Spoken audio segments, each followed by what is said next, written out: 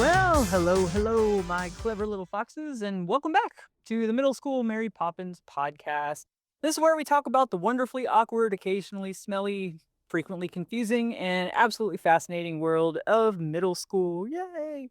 Well, hello, I'm your host, Suzanne M. Swain, and of course, Lieutenant Steve, my good buddy, is here by my side as always, licking my nose, because apparently nobody told him that summer camp is ending and he's going to have to pack up all of his little coconut operation and head on home. But we made it, everybody. This is week 6 of our socio-emotional summer camp series, which means that somehow we've already reached our final week together and it's time to head back to school soon and all that good stuff.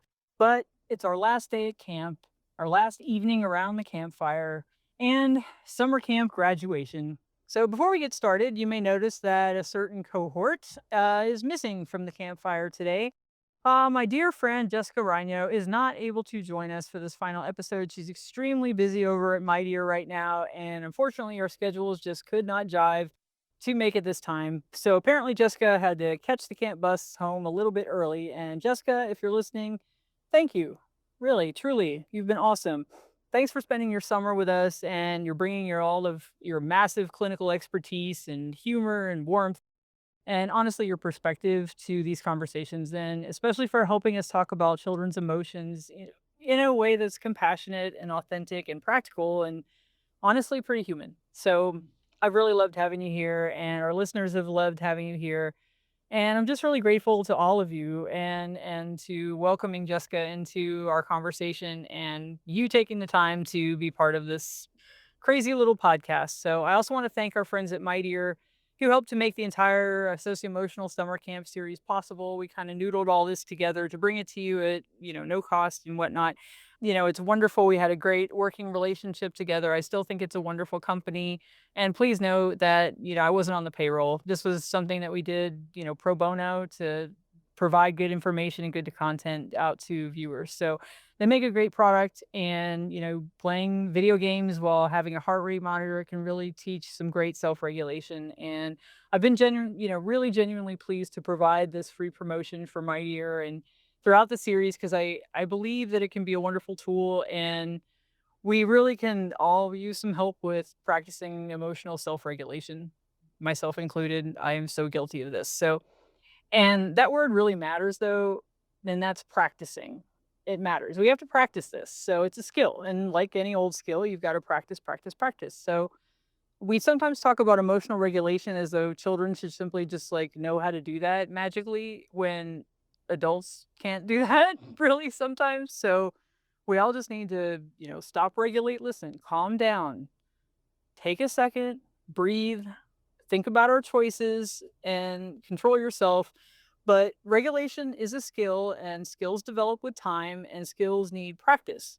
So nobody's perfect, and certainly we have to have some patience and grace for those who have questions and have to go through their own process of understanding. So children develop those skills inside relationships and environments where they feel safe. And we've talked about that a lot. And you can practice something when you feel safe to do so. So that's one of the things I appreciate about Mightier, though. I mean, it gives kids the opportunity to notice what's happening inside their body and practice bringing that activation back down while they're doing something that's engaging.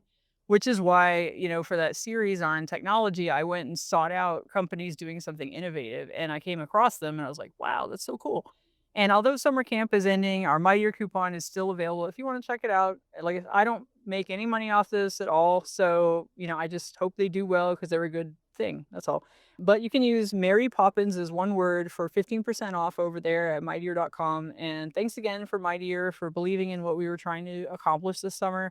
And to Jessica and everybody over there, and Dr. Jason, sorry, for all of your innovation and brilliance in, inventing such a thing and sitting beside me at our imaginary campfire and going to Hawaii and all these fun things. So, all right. Jessica's caught her bus and my ears packed up the cabin. So Lieutenant Steve has apparently stolen one coconut. So we have one last day here at camp. Well, it's like one last campfire. And I've been thinking a lot about how I wanted to end the series. And I've been a little bit stumped and having some creative block.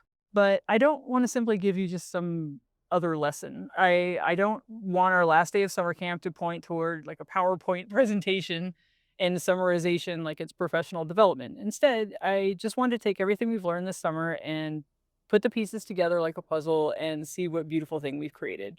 And we have created something pretty beautiful.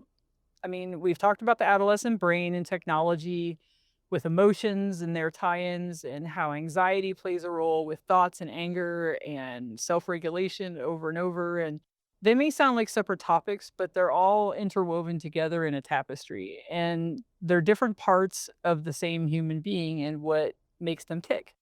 And that's where I wanted summer camp to take us all along into toward the understanding of the whole concept of middle schoolers, as a whole person. And not just the behavior that we can see and the grades and phones and, anger and slamming doors and, attitude and anger and that type of thing, but it's the person because behavior doesn't really happen in isolation and it happens inside of a brain, inside of a body and relationships, families and peer groups and school and culture. So it's within that community that develops the person. And once we begin looking at children that way, I think something can change. Instead of immediately asking, how do I stop this behavior? We become curious enough to finally ask, what's happening with this kid and how are they being affected by the situation? And that's a really different question. And I think it's one of the most important questions that we can ask. So tonight, instead of another lesson, I just want to take you somewhere that taught me an awful lot about human beings long before I had degrees or developmental theory or neuroscience to explain all the whys and hows and all that. It's actually a place called Camp Sycamore Hills. And I spent 3 summers working at Camp Sycamore Hills. And this is a Girl Scout camp out in Ashland City, Tennessee. Just absolutely beautiful rolling hills, gorgeous. And very peaceful place. And my first summer, I was the art director and I lived and breathed the art barn. And yes, it actually really was a barn. It smelled like tempera paint and construction paper and hot glue, like burnt hot glue, which I still have scars. Glitter, oh, lots of glitter, so much glitter, and probably a lot of mildew and creatures, but we're not gonna romanticize everything. It was still camp, but I love that place, and kids came in and made stuff and painted and experimented, and they made total messes of everything, but everything was covered in paint anyway, so it just became layers upon layers of murals that had developed over time, and it was really cool. They discovered things that they were really good at and things that they were really bad at, but occasionally they discovered that glitter wasn't so much an art supply as it is kind of like a lifelong commitment to everything. And I think it multiplies like gremlins. But I even taught a young Miley Cyrus there in that art barn. One of the things I loved about remembering that now is that she actually wasn't Miley Cyrus then. She was a kid at camp and she was in the horse program. Her family would come usually, I think, every summer for a while there, and she was one of my art students. So really, I was like, wow, cool energy with it. I knew she was a Cyrus, and obviously had some importance and all that from her family. But I don't know, I just thought she was a cool kid, like a dynamic kid. That's it. She was another kid just making stuff and having experiences and becoming whoever she was eventually going to become. And I think that's something that we forget about middle schoolers is that we're meeting people in the middle of construction and we don't know what they're going to become yet. And I always thought that was really cool, though, is that possibility factor, but neither do they. And the next 2 summers at Sycamore Hills, I actually became the operations director. And then I saw camp completely differently because that was a totally different, more left brainy type of job. And I was working with kitchens and maintenance and supplies. I handled deliveries and schedules and a lot of staff and lots of problems. So I was the buck stops here kind of person. And all those invisible systems that kept this beautiful little community functioning during this tiny little bit of the year and when camp was in session. And the campers saw camp. And I began seeing what actually built camp. And years later, I realized that it's exactly what happened to me professionally when I started working with middle school. Because at first, I just saw the kids. And then I became really fascinated by everything surrounding the kids, like the system and how their brains worked, where it interties with families and their relationships and school and culture and all their emotional lives. And then how their identities develop as a result of that. It's all those invisible systems underneath the behavior that we can actually see. And that's why I sometimes describe myself as a middle school sociologist. But I mean, after all these years, I'm still kind of fascinated by the same question. And the question, it just keeps coming up, but it's what makes these wonderfully awkward little humans even, what makes them tick? And what possibilities lie before them based on the choices they make? And at Camp Sycamore Hills, it turns out to be a pretty wonderful place to explore that question. And I cherish my experiences there. And, because every healthy community really has its own culture and traditions and characters and even its own legends. And Camp Sycamore actually had a rabbit. So nobody could ever agree on where this rabbit even came from, but some counselors swore that they've been at camp for, years and years and had always seen this one-eared rabbit. There's this white one-eared rabbit that was supposedly living on camp for many, many years and could have been even immortal. But all anyone really knew was that he was white, had one ear, and that every once in a while somebody would catch a glimpse of him like slipping through the woods. And because I had read and talked about Watership Down with y'all, naturally my brain decided that this rabbit was some sort of like mysterious woodland harbinger of various things. And it's like he knew something and something was coming and it was something important and mysterious. And I've always felt that animals have given me signs that something is about to happen. Recently I found a crow feather in front of a door I was opening, and I was doing something that was the last time I was going to have to do it for a while, and it wasn't a pleasant thing. And supposedly that means that change is coming. So I always thought animals have such an important message to give us sometimes if we're just willing to listen. So maybe he was simply trying, not to get eaten. I don't know. But Camp Sycamore Hills had another, legendary resident. So there's a guy named Rich, and he was our maintenance man, and he was an older gentleman, just very classy old Southern man, and who seemed capable of this guy could fix anything. He was totally MacGyver. Ask your family about that. Google it. Anyway, but he could just do anything. I mean, he was just an amazing guy. And if something stopped working, it's like he magically appeared and just knew that something was wrong and could tinker with it and it would be working again momentarily. And everyone just called Rich. It was like, "Call Rich," and he was one of those people who quietly kept an entire place functioning, and it's like nobody even knew that things were happening. He was just kinda like the fix-it fairy in a way. And Rich had the most beautiful Great Pyrenees. Oh my gosh, like this huge, magnificent dog. And he was essentially like this mighty protector of the camp. And he had so much respect amongst all creatures, great and small, at the camp. Like this, oh, what a beautiful thing. And I mean, just gorgeous dog. I wish I could remember his name, but beautiful dog. And some of you campers, if you were there, you might remember. But Lieutenant Steve would like me to remind everyone that he currently holds the rank of lieutenant. And I would like to remind Steve that this Great Pyrenees like really outranked him. Cause I mean, sorry, buddy, but every once in a while, this dog would just show up and then you'd hear something about the one-eared rabbit because supposedly the dog would always try to chase the one-eared rabbit and, there went the rabbit, and then the Great Pyrenees would go, I wish I could remember his name. And then, like, any sense of dignity. And somewhere behind him, there was like, Rich, here we go again, because that's what we say a lot. And I don't remember the dog ever catching the rabbit or anything like that, because the rabbit thing was still sort of like a myth.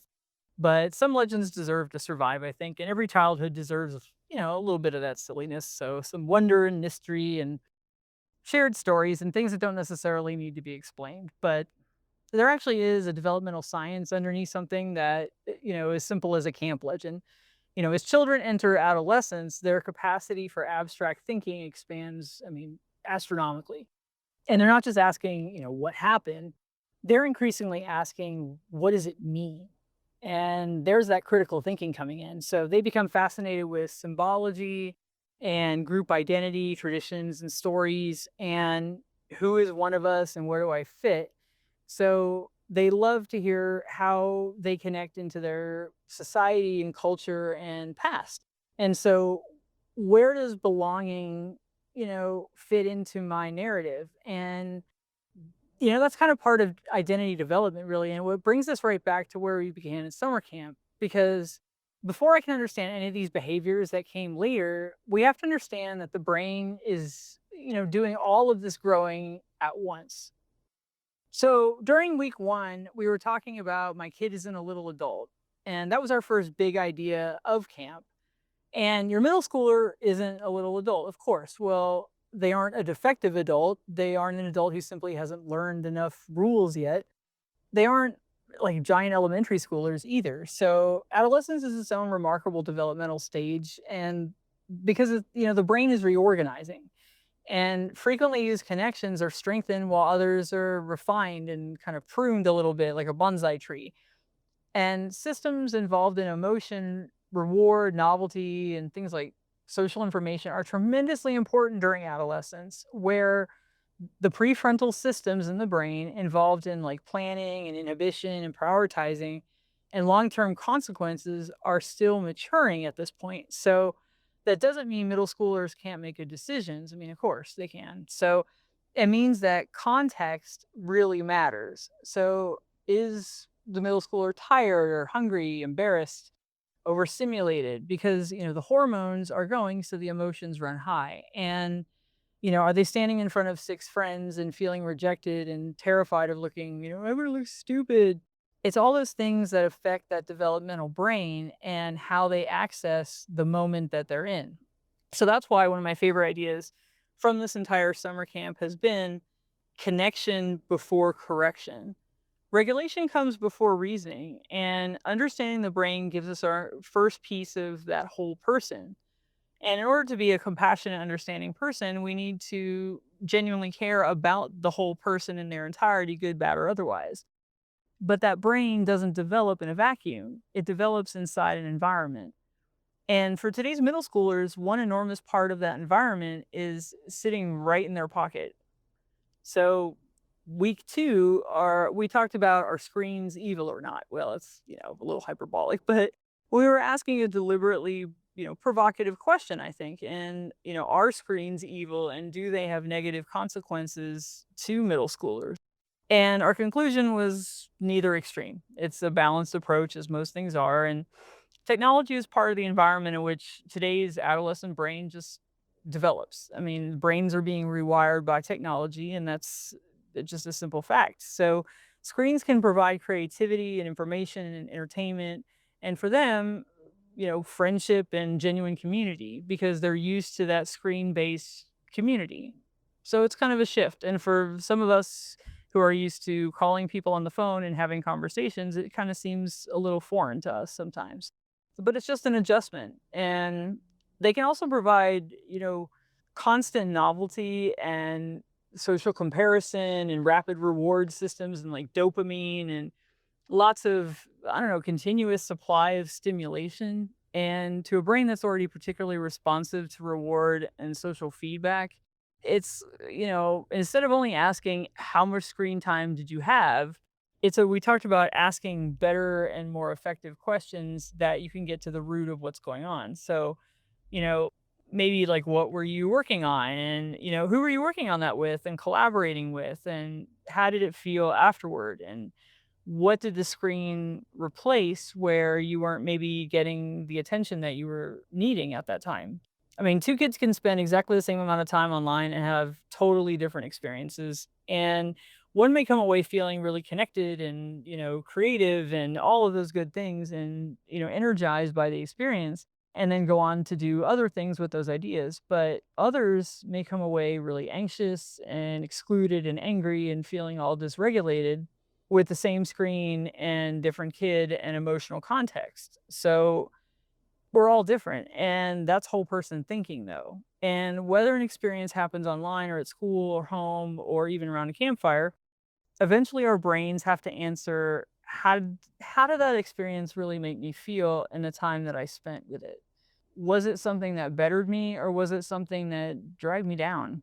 So, and then in week three, we were talking about the oceans of emotion. And Jessica and we explored the emotions as like a metaphor for the ocean and how emotions move and they have different levels of energy and some feel pleasant and uncomfortable and they're all kind of mixed together. And sometimes several emotions really exist exactly at the same time especially when you're in middle school and going through adolescence, you can have multiple emotions at once and not really know how to explain it because, I mean, how can you? Especially when your vocabulary is still developing. And that matters enormously at this age because a child can desperately want to be independent, but need a lot of reassurance at the same time. They can love their friends and be furious with them, but they can be excited about starting school and then absolutely terrified of walking through the door. Or it's like they can love you, but then want absolutely nothing to do with you for the next 20 minutes. And they're fine with that. And those aren't contradictions. That's being human. And different things got them to those different points. And sometimes middle schoolers don't have the language to really explain any of that very well. So we get things like whatever and I don't care and leave me alone. And my personal favorite, and this is, oh yeah, I love this one. Fine, which, has various meanings depending on the context and tone and all that, as every parent, family, and teacher probably knows. I mean, it can mean like 742 different things, none of which are actually fine at any point. So that's why we don't just listen to the words. We have to stay really curious about what's happening underneath the words. Emotions really provide us the information because they aren't always instructions. They certainly aren't character flaws, they're signals. So once the brain receives the signals, it starts trying to explain them. And that's where things can get kind of weedy sometimes. So week 4 in the Garden of Weedy Thoughts, we moved into the garden where we talked about anxiety and thoughts that can grow when our brains are trying really hard to protect us. Therefore, we talked about catastrophizing and mind reading and that all or nothing thinking and assuming the worst. And then we talked about, of course, cognitive distortions and how we've kind of believed something that may have been untrue. And it's kind of hard to unravel some of those things.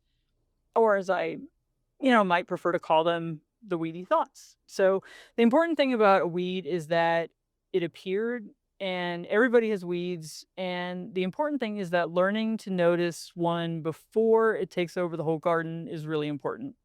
And which is why, of course, it's a beautiful day to bust some cognitive distortions. We can teach children to pause and ask the question, do I really know that's true? And what evidence do I have? And is there maybe another explanation? And I learned this lesson myself at camp. Our kitchen manager had a wonderful Southern accent and this legendary stink eye. And, you could be in trouble in a heartbeat and an understandable level of protectiveness. She was so protective over her kitchen and definitely her knives. And she would always call me Yankee.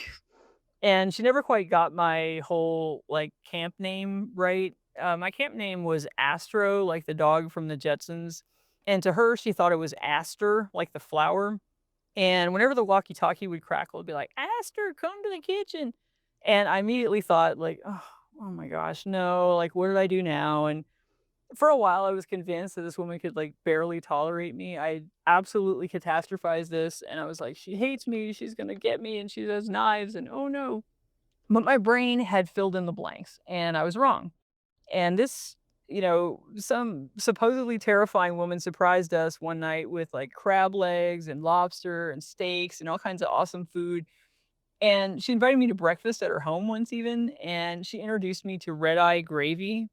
And the person I thought I understood turned out to be a much more complicated story than I had even begun to imagine about her. And our brains don't like blank spaces, and they start to fill them in with stuff, sometimes with facts. And most of the time, I think it's with fear. And that's why one of our greatest gifts we can give a middle schooler is the ability to just give them grace and look again. Maybe there's another explanation and maybe I don't have to, maybe I don't have the whole story. Maybe this weed doesn't belong in my garden. And sometimes the emotion underneath is where thoughts carry a whole lot more energy. And okay, sometimes it kind of erupts like a volcano. Ah, yes, the volcano of anger. And last time we talked about the volcano of anger. And one of the most important things I wanted us to understand was that anger isn't automatically bad. Anger is, remember, bravery and passion. And, anger can tell us something isn't right. And definitely when something is unjust or isn't fair. someone crossed a boundary, and I definitely want to see change occur because of this. The problem isn't the volcano exists. The question is what happens with the lava, right? Because I mean, underneath anger, there's often something else like fear and embarrassment and grief.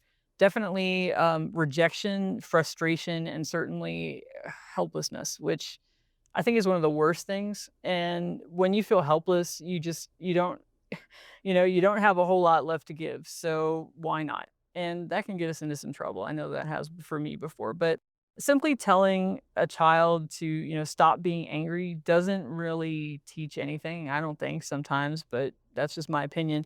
Eventually, we want them to become curious enough to even bother to ask, like, what is my anger trying to tell me?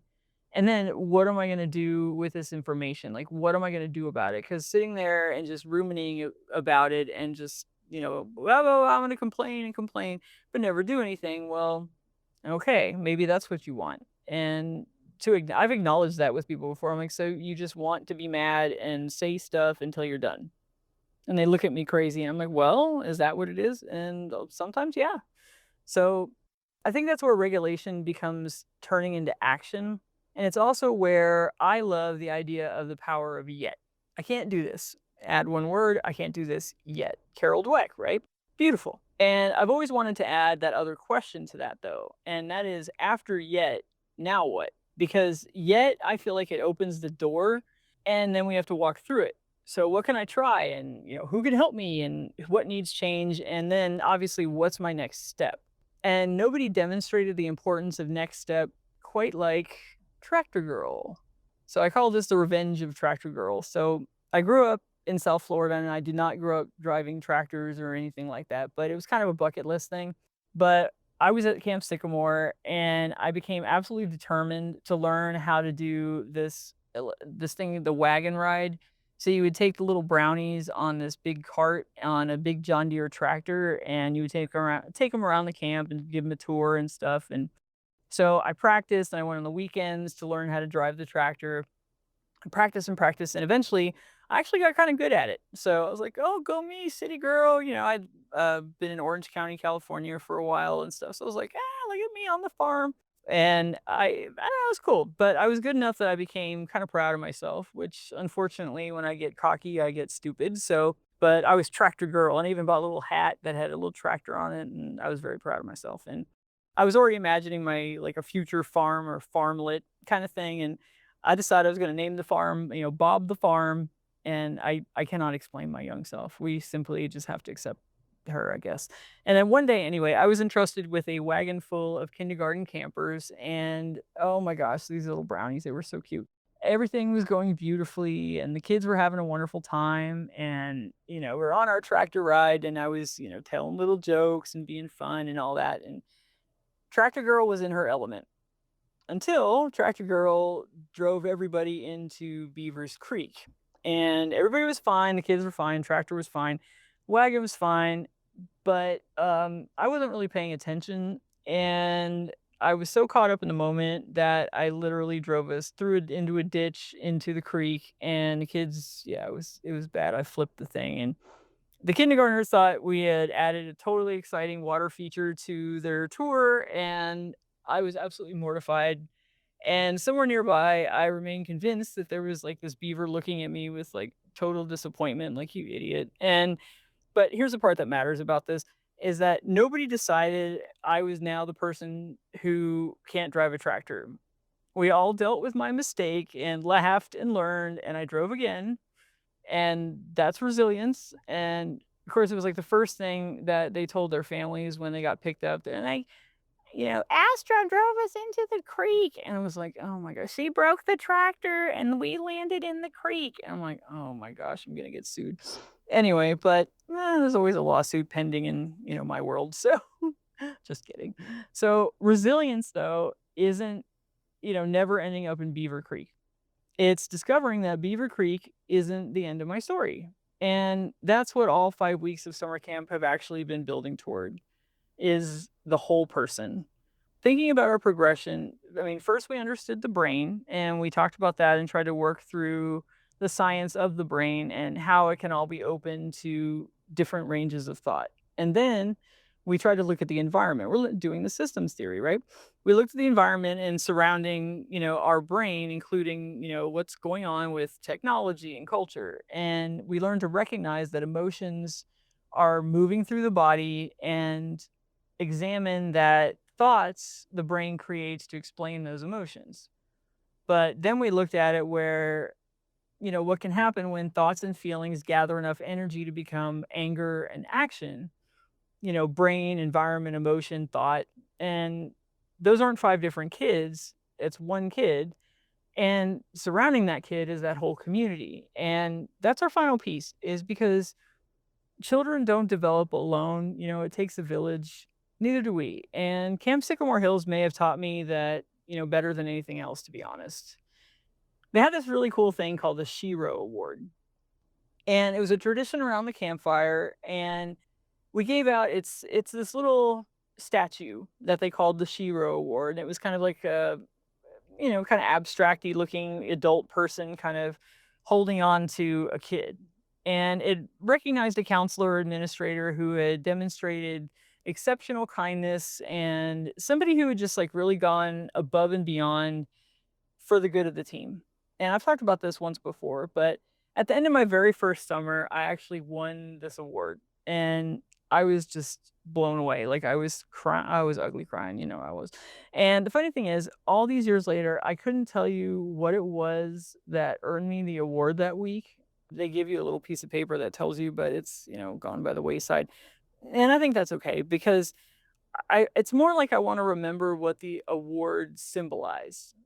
And I still have it. It's made from jasper, and it's really one of the coolest little sculptures I've seen in a while. And um, their arms just kind of reach down toward one another, and it all connects. And hanging from is like a little gold dog tag that like came from Walmart, like one of those little machines with the one word on it, and it just says Shiro. And it wasn't an enormous fancy trophy or anything, but I've looked at that little piece of jasper with pride for years and brought it to school and had it on my desk and stuff. And not because it reminds me that I won anything, and it's not even about that. In fact, I don't hang up my degrees. I don't know why. But it reminds me of what I want to notice. The person who isn't being noticed, that who helps the helper thing. The kid standing on, outside the circle, and the person that everybody else has already decided is, difficult, or the underdog, or the person that seems like they're so together and they help everybody else, but does anyone ask about them? And it reminds me to keep looking out for those kinds of people. And there's another part of that memory. The song connected with our Shiro Award was an artist named Desiree, and it's that song "You Gotta Be." It's like you gotta be bad, you gotta be bold. And to this day, when I hear that song, it's like I'm right back there at the campfire with the Shiro Award and that little Jasper figure and what it felt to hold it in my hand. And this feeling that maybe tomorrow I need to try to be just a little bit better than I was today. And that's the power of music. Music is so remarkably good at becoming attached to autobiographical memories and emotion. And a familiar song it just cues so many details and people and places and smells and feelings from years or even like decades ago. And sometimes the song isn't just something that we remember, and it becomes almost like a doorway back into who we were when we heard that song to begin with. And I like to think of music as what emotions sound like. And You Gotta Be became the sound of that particular emotion for me, which was kind of a mix of courage and kindness and growing up and resilience and trying again and remembering the person that I wanted to become. And that song and that little Jasper figure have been traveling around with me for, I don't know, 20 something years now. And when I look at the sculpture now and the adult bending down to connect with the child, I honestly can't imagine a better picture of what we've been talking about for the summer series, because understanding the whole child requires us to do exactly that.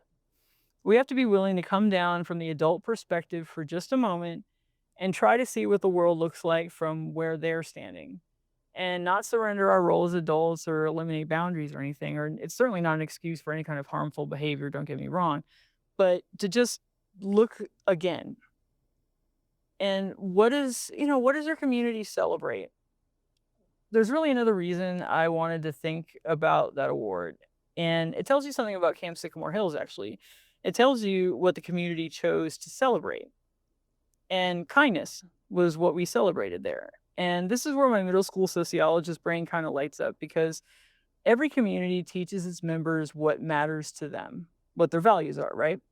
It's not just through its rules, it's through, through what gets attention, stuff like that. It's what gets praised or laughed at. And it's who gets protected and included and who even gets another chance. Kids are extraordinarily good at figuring out what a group actually values. It's really interesting. Like they're really adept at this. But we can put "be kind" on every poster in the middle school, for example, and kids are watching what happens when somebody actually needs kindness. They're watching what happens to the awkward kid, the neurodivergent kid, or the kid who loses their temper, the kid whose clothes look kind of different maybe, and the kid who fails all the time, and that really unlucky kid, or someone who made a social mistake, or drove a tractor into Beaver Creek, for example. But do we make room for those who trip up afterward? And that's how children learn what belonging really means. Is it seems like a developing brain needs opportunities to practice.